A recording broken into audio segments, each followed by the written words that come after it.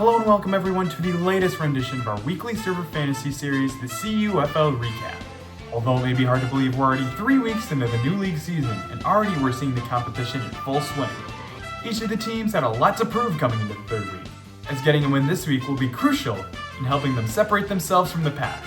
So without further ado, let's break down each of the exciting Week 3 matchups. First up, we have the Bayside Birdbrains barely edging out Makima's BK employees for the victory.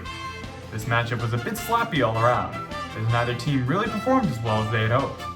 To start, the BK employees have been hit with some really awful injury luck these past 2 weeks, as top employees Joe Burrow, James Conner, and CD Lamb all look to be out for extended periods of time.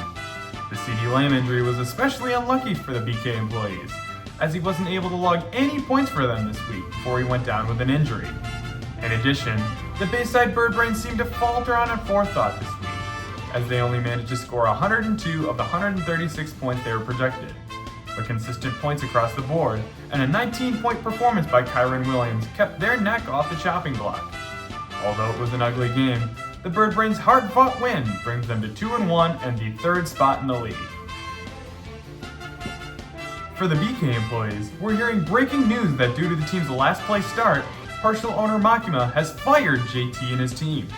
Reports state that Makima is instead looking for a partner that's a bit more easy to manipulate, and rumors are she's now partnered with a blonde orphan boy with sharp teeth and his pet dog.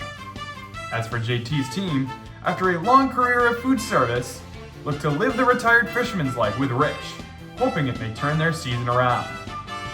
Our next matchup, we have the Red 40 Ragers blowing past the Carolina Cornballs and getting yet another dominant victory this year.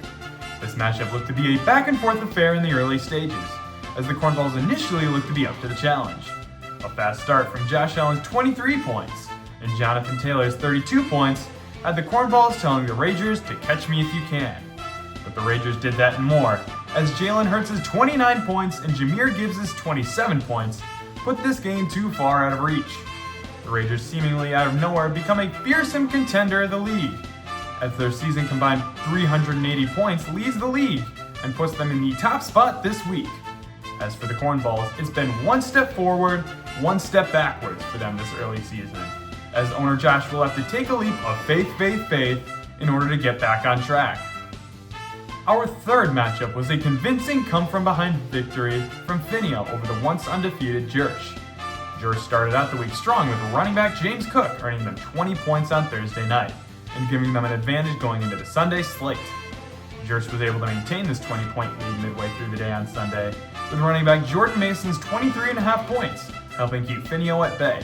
But as the evening continued, the advantage Jersh had was quickly swallowed up, thanks to a 29-point performance from Caleb Williams and a 21-point performance from Jake Ferguson. Finio grabbed the lead and never gave it back, as their impressive 142-point performance was more than enough to win and puts them as the current second-place team. This week's Absolute Cinema Game of the Week featured a Super Bowl rematch between the Black Boulder Barbarians and the Columbus Clankers. This matchup meant a lot to both teams, as the Columbus Clankers were looking to avenge last year's championship loss, and the Black Boulder Barbarians were searching for their first win of the season. So with a lot on the line, both teams desperately needed this win. So I'm glad that we've got all the build-up out of the way, because it's time to break the news that this game was unfortunately never even close.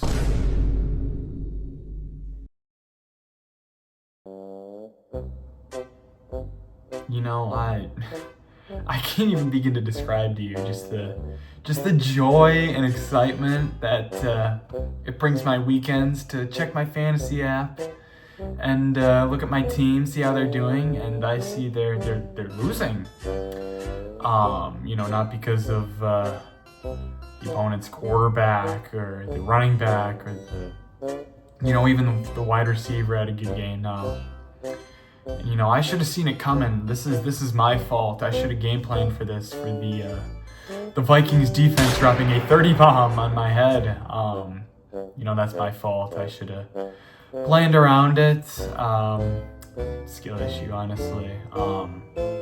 And it's more than that. It's more than just the defense, I should have seen this one coming too. The kicker dropped 21.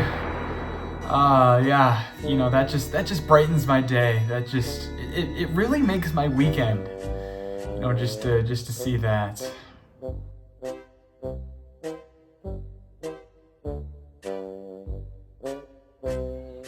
We cannot beat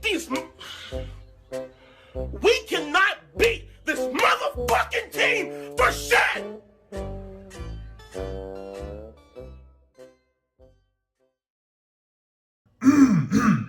Sorry, no idea what came over me there, but congrats to the Bayside Bird Brains, the Red 40 Ragers, Finio, and the Black Boulder Barbarians on each getting a win this week. So now it's time to take a look ahead at next week's Week 4 matchups. We have the Columbus Clankers taking on the Carolina Cornballs, the Black Boulder Barbarians taking on Rich, the Red 40 Ragers taking on Finio, and the Bayside Bird Brains taking on Jersh.